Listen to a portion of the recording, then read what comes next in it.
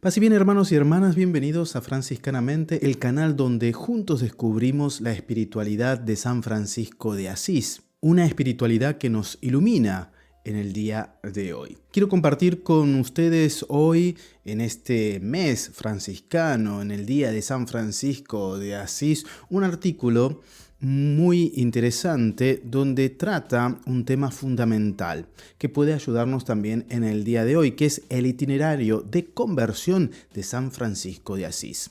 A veces podemos pensar que los santos, y sobre todo San Francisco de Asís, nació santo, que no tuvo que trabajarse a sí mismo, que todo le fue fácil, mucho más fácil que a nosotros, que de la noche a la mañana cambió de vida y chau picho.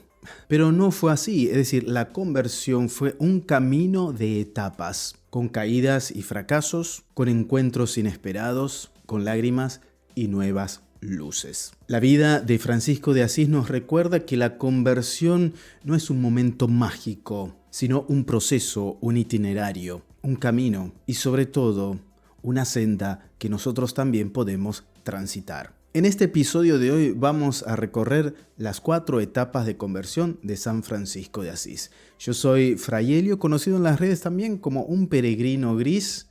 Bienvenidos a un nuevo video de Franciscanamente.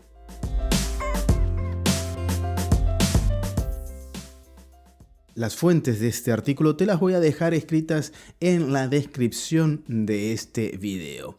Vamos entonces con el primer punto de ellos. Francisco, hijo de un rico comerciante de telas de Asís, creció con sueños de grandeza. Sabemos que Francisco era vanidoso, egocéntrico, narcisista, ¿verdad? No quería ser simplemente un burgués, sino alguien importante. Tenía ambición el muchacho, un caballero reconocido, eso quería ser. Su juventud estuvo marcada por la búsqueda de prestigio. En 1202 participa en la batalla de Colestrada, pero termina hecho prisionero durante un año. Las prisiones, si hoy en día las prisiones son horribles, imagínate en la Edad Media lo que era una prisión. Francisco está un año preso. Esa experiencia fue un duro golpe. Su sueño de caballero se desploma. Imagínate, para una persona egocéntrica y narcisista que no le salgan las cosas como él quería, cuando una persona se coloca en el lugar de Dios como estaba Francisco, cualquier error, cualquier fracaso es todo un mundo, ¿verdad? Porque el fracaso te recuerda que no sos Dios.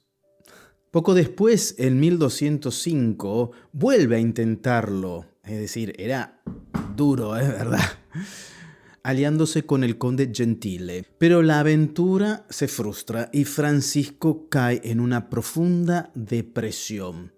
Es un momento de vacío. Ni los negocios del padre, ni la guerra, ni la vida social le daban sentido. Estaba totalmente vacío Francisco porque estaba lleno de sí mismo. Y ese era el problema. Ese es el problema muchas veces con nosotros, ¿verdad? En esta crisis, Francisco comienza a realizar gestos pequeños pero significativos. Es decir, empieza a buscarle sentido a las cosas. No quiere estar así. Hay algo que le molesta. Entonces, quiere llenar ese vacío con ciertas opciones, ciertos gestos, ¿no? Por ejemplo, da dinero a los pobres o a sacerdotes sencillos, se aleja del control de su padre para buscar otra verdad, incluso viaja a Roma como peregrino, viviendo el riesgo y el silencio. Es decir, frente al fracaso, frente a esa sensación de vacío, ciertamente lo impulsa a buscarle un sentido a la vida. ¿Qué vida estoy llevando? ¿No? Muchas veces esas cosas también nos pasan a nosotros. Estos pasos parecen insignificantes, pero eran los primeros movimientos de gracia. La tradición franciscana nos recuerda que la conversión es siempre obra de Dios, pero requiere una apertura inicial del corazón. Siempre Dios trata de salvar, de conquistar al hombre, ¿verdad? Siempre trata de meterse por alguna rendija del corazón. Como dice San Pablo, sabemos que Dios dispone todas las cosas para el bien de los que aman. Los fracasos de Francisco no fueron pérdidas inútiles, sino la tierra fértil donde la gracia comenzó a germinar. Es decir, también nosotros podemos estar viviendo o pasando en este momento sentimientos o situaciones de fracaso, de depresión, pero depende también cómo tomamos esta situación que hoy nos toca vivir. O ese fracaso, esa desilusión, ese malestar, eso que nos duele, nos impulsa a buscar la verdad, a ser mejores, a recrearnos, a renacer, o nos invita a hundirnos. Muchas veces buscamos culpables continuamente para justificar nuestro dolor porque nos gusta estarnos lamiendo las heridas. Pero ese no es el espíritu franciscano, sino hacer de esto, de este fango, de esta porquería, de esta basura, tierra fértil. No sé si me explico, déjamelo abajo en la cajita de comentarios. Vamos con el segundo punto. El verdadero giro llega con un encuentro humano, el leproso. Y aquí atención porque esto es muy importante. Es la bisagra, ¿no?, que divide un antes y un después. En la Edad Media, el leproso era lo más excluido. Vivía fuera de la ciudad, sin derechos, sin asistencia, tratado como un no hombre, un no humano. Un día, en las afueras de Asís, Francisco se encuentra con uno. Él mismo confiesa en su testamento: «El Señor me condujo entre los leprosos, y lo que antes me parecía amargo se me convirtió en dulzura de alma y cuerpo». Este momento fue decisivo. Francisco no descubre solo la pobreza o el dolor, descubre al hombre que sufre. Francisco, cuando va dejando espacio a Dios, y eso nos pasa también a nosotros, cuando deja de creerse Dios, de ponerse en el lugar de Dios, mejor dicho, comienza a humanizarse. Y cuando vos te comenzás a humanizar, todo el resto se humaniza. Para Francisco al inicio, un leproso era una cosa, era un ser asqueroso, le tenía miedo. Cuando deja entrar a Dios en su vida, sus ojos cambian, la forma de mirar la vida cambia. Comprende que la distancia entre su vida y la del leproso no es tan grande. Ambos son frágiles, ambos necesitan misericordia. El historiador Grado Merlo lo resume así: la dulzura, en clave evangélica, está también en los leprosos, hombres que sufren en el cuerpo y en el alma, pero que, sin embargo, siguen siendo hombres. Están totalmente desfigurados, están totalmente lastimados, pero siguen siendo seres humanos. Hoy en día, ¿cuántos leprosos nos encontramos continuamente en la vida? Hasta nosotros mismos muchas veces somos estos hombres y mujeres desfigurados, lastimados, enfermos, que necesitamos de cura, necesitamos de un abrazo, necesitamos de misericordia. Y aquí resuena el Evangelio que dice: lo que hicieron con uno de estos mis hermanos más pequeños, conmigo lo hicieron. Vamos entonces con el tercer punto. El encuentro con el leproso no fue un hecho aislado. Poco después, Francisco tiene otra experiencia que confirma todo lo vivido: la oración ante el Cristo de San Damián. Y aquí hago un paréntesis porque no lo habla el artículo, pero a mí me llama la atención de que en su testamento hace mención al encuentro con el leproso y no al encuentro con el Cristo de San Damián. Es decir, es el encuentro con el leproso que marca profundamente a San Francisco de Asís. Y lo interesante, que antes de que el crucifijo de San Damián le hable, Francisco tiene esa experiencia de humanidad, de humanizarse junto al leproso. Es en el otro donde él se descubre. El crucifijo no le habla antes de esa experiencia, sino que le habla mucho después, porque estaba preparado después de ese paso para esto que se viene ahora. Ante ese crucifijo, bizantino, escucha la voz de Jesús que le dice: Francisco, repara mi casa que, como ves, se desmorona. Ciertamente, el Señor lo llevó al leproso, el leproso repara el corazón de Francisco, y a partir de un corazón reparado es que Dios puede pedirle que repare el resto. Muchas veces queremos que los otros se sanen sin ser sanados nosotros primero. Muchas veces queremos que los otros perdonen sin perdonar nosotros primero. Muchas veces queremos la paz sin ser hombres de paz primero. En ese rostro contempló no al Dios poderoso de los palacios ni al Dios lejano de los privilegiados, sino a un Dios profundamente humano, que carga sobre sí las angustias de los excluidos. La humanidad de Dios, la humanidad de Francisco, la humanidad del leproso. Hoy, ¿por qué crees que pasan tantas cosas en este mundo? Porque nos hemos alejado de Dios y al estar lejos de Dios nos hemos deshumanizado. Por eso las guerras que deshumanizan, por eso los atentados, por eso tantas muertes.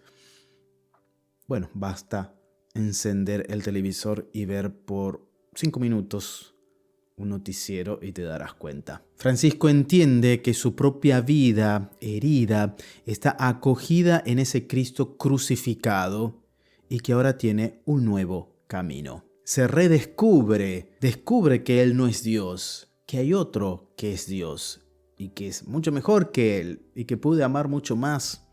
Y experimenta la misericordia, experimenta el perdón, experimenta la sanación de las heridas. Vamos con el último paso. La conversión de Francisco no se quedó en sentimientos o ideas. Me habló Dios, qué lindo, me habla Dios, ¿no? Como muchas veces sucede en algunos movimientos o cuando vienen a confesarme, Dios me dijo, Dios dijo. ¿Y qué hacemos con eso, verdad? Sino que Francisco se convirtió en un evangelio viviente. Evangelio vivido. El leproso y el crucifijo marcaron su corazón, pero ahora debía encarnarlo en gestos concretos. El Evangelio te lleva a vivir gestos concretos. El amor te lleva a vivir gestos concretos. El amor es que se hace carne, no es una idea. Dios amó al mundo y se compromete haciéndose uno de nosotros. ¿Qué es lo que hace Francisco? Comienza a caminar entre los pobres, mostrando que también ellos tienen derecho al banquete de la vida. Inicia a revelar al Dios bueno, quitando el miedo y despertando el amor, porque él también experimenta ese Dios bueno y misericordioso. Fomenta la reconciliación. Francisco es reconocido como el santo de la paz, porque la paz se construye con el perdón. Y por último, y no menos importante, como dicen, y hacer de la pobreza y de la exclusión no una maldición, sino un lugar de encuentro con Dios. Y aquí no solo nos referimos a la pobreza material, porque la pobreza material no elegida es fruto de un pecado social. Dios no quiere que seamos pobres, que haya injusticia. Francisco opta por esta pobreza, por el despojo, mejor dicho, de todo, no solo de lo material, sino de sí mismo, que es lo más importante, para dar lugar a Dios, ¿verdad? Es el lugar donde encuentra a su amado. Ese es el tema. La regla nobulada lo expresa claramente. Dice: los hermanos convivan con gente de baja condición y despreciada, con los pobres y débiles, con los enfermos y leprosos y con los mendigos de los caminos. Aquí está el corazón de su misión, ser hermanos de todos, pero especialmente de los últimos. Pero porque Francisco hace esta opción no porque hace una opción social, una respuesta social, sino porque él primeramente tiene esta experiencia de enamorarse de Dios, de este Dios que se hace carne, y a partir de eso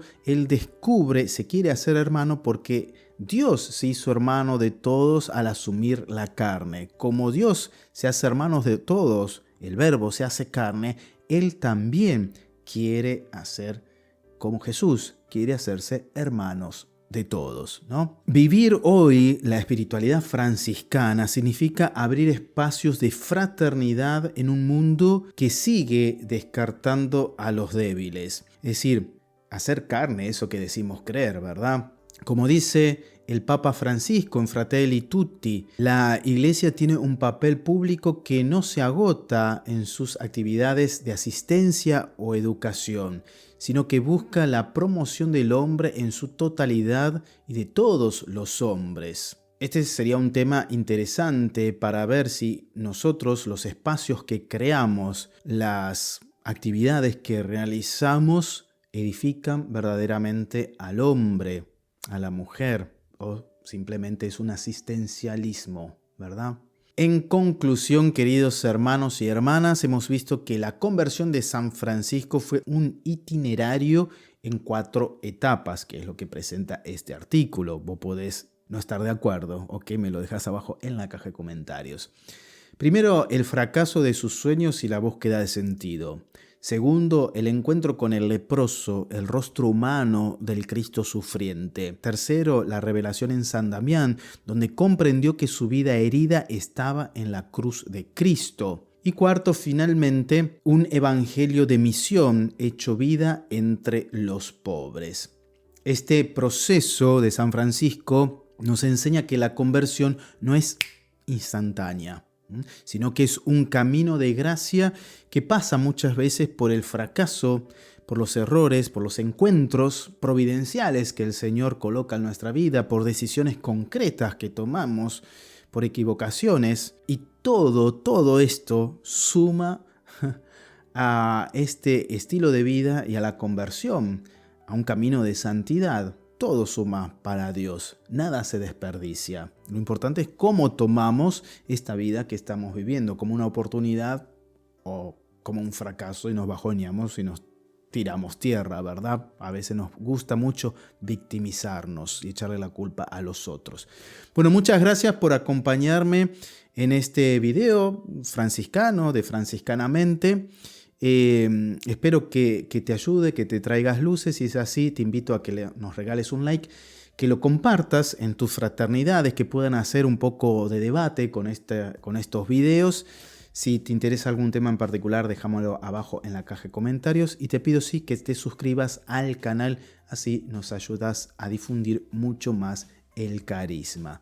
Yo soy Fray Helio, paz y bien, y te invito a vivir franciscanamente. Chau, chau.